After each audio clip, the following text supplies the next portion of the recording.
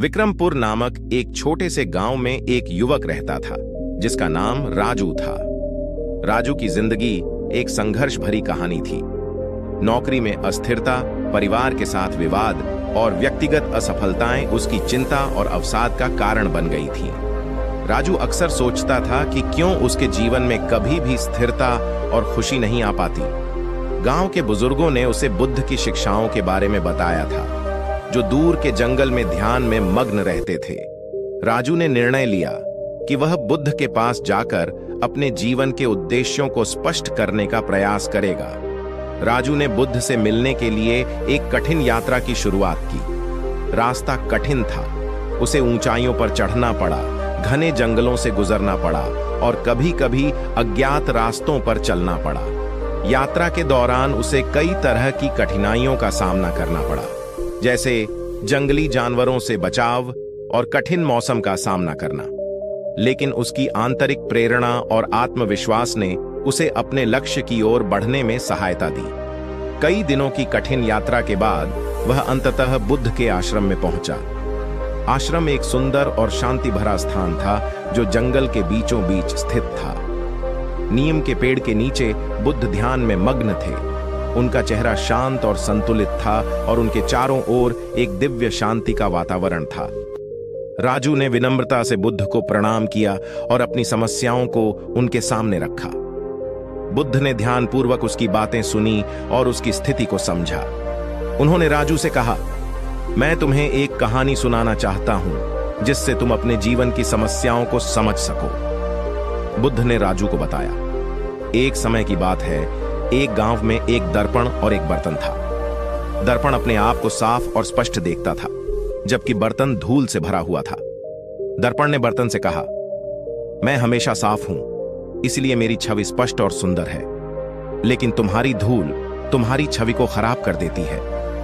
बर्तन ने उत्तर दिया, मैं जानता हूं कि मैं धूल से भरा हूं, लेकिन क्या तुमने कभी सोचा है कि धूल की वजह से ही मैं अपनी उपयोगिता बनाए रखता हूं? अगर मैं धूल से भरा ना होता तो मैं पानी या भोजन को सुरक्षित नहीं रख पाता। बुद्ध ने कहा, इस कहानी से यह सीखने को मिलता है कि जीवन की समस्याएं केवल हमारी बाधाएं नहीं होती, बल्कि वे हमारे विकास और उपयोगिता के लिए आवश्यक होती हैं। धूल यानी समस्याएं हमें हमारे भीतर की वास्तविकता को समझने और स्वीकार करने का अवसर देती है। राजू ने बुद्ध की कहानी को गहराई से समझा। उसने महसूस किया कि समस्याएं और कठिनाइयां उसके जीवन का हिस्सा हैं और इनसे भागने का कोई फायदा नहीं है। बुद्ध ने आगे कहा, मस्त रहने का अर्थ केवल समस्याओं से दूर भागना नहीं है, बल्कि उन्हें समझना और स्वीकार करना है। जब हम अपनी समस्याओं को समझते हैं और उन्हें सही दृष्टिकोण से देखते हैं, तो हम अधिक संतुलित और खुश रह सकते हैं। जीवन की कठिनाइयों को एक चुनौती के रूप में स्वीकार करो और उनसे सीखो। यही सच्ची शांति का मार्ग है। राजू ने बुद्ध की उपदेशों को गहराई से आत्मसात किया। उसने अपने जीवन में बदलाव लाने का निश्चय किया। वह अब समस्याओं को नकारात्मक रूप से नहीं देखता था, बल्कि उन्हें एक अवसर के रूप में देखता था, जो उसे और अधिक सशक्त बनाता था। राजू ने बुद्ध की शिक्षाओं को अपने जीवन में लागू किया। उसने अपने पेशेवर और व्यक्तिगत जीवन में स्थिरता लाने के लिए मेहनत की। उसने अपने परिवार के साथ विवादों को सुलझाने की कोशिश की और आत्म संयम का अभ्यास किया। राजू ने समस्याओं का सामना धैर्य और समझ के साथ किया।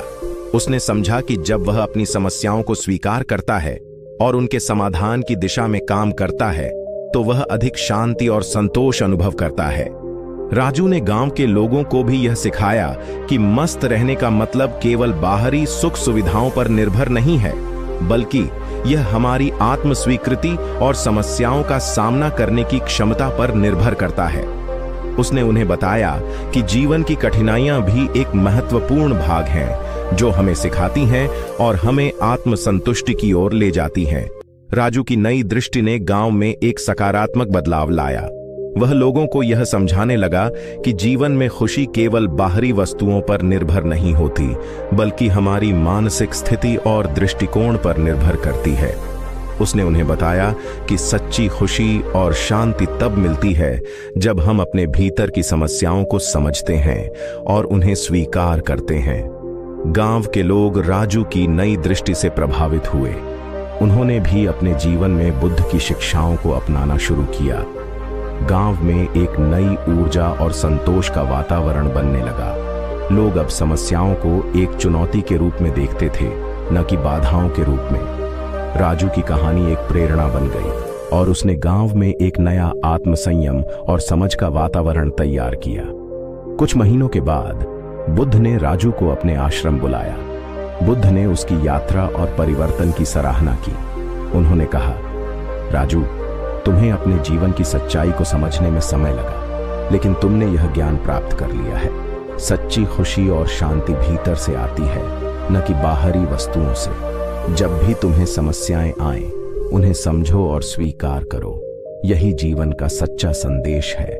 राजू ने बुद्ध के उपदेशों को दिल से स्वीकार किया और उनका पालन करते हुए अपने जीवन को सकारात्मक दिशा दी। उसने सीखा कि सच्ची खुशी और शांति केवल तब प्राप्त होती है जब हम अपने भीतर की समस्याओं को समझते हैं और उन्हें स्वीकार करते हैं। इस प्रकार बुद्ध की शिक्षाओं ने राजू को मस्त रहने की कला सिखाई। उसने समझा कि सच्ची खुशी और शांति भीतर से आती है और जीवन की कठिनाइयां केवल हमें और अधिक समझदार और सशक्त बनाती हैं।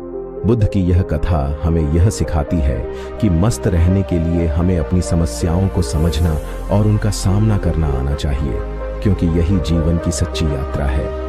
राजू की यात्रा और बुद्ध के उपदेश ने उसे एक नई दिशा दी और उसकी जिंदगी को एक नई सकारात्मकता से भर दिया। यह कथा हमें भी यह सिखाती है कि हमारे जीवन की समस्याएं और चुनौतियां हमें सिखाने के लिए होती हैं, और जब हम इन्हें समझते और स्वीकार करते हैं, तब हम सच्ची शांति और संतोष प्राप्त कर सकते हैं।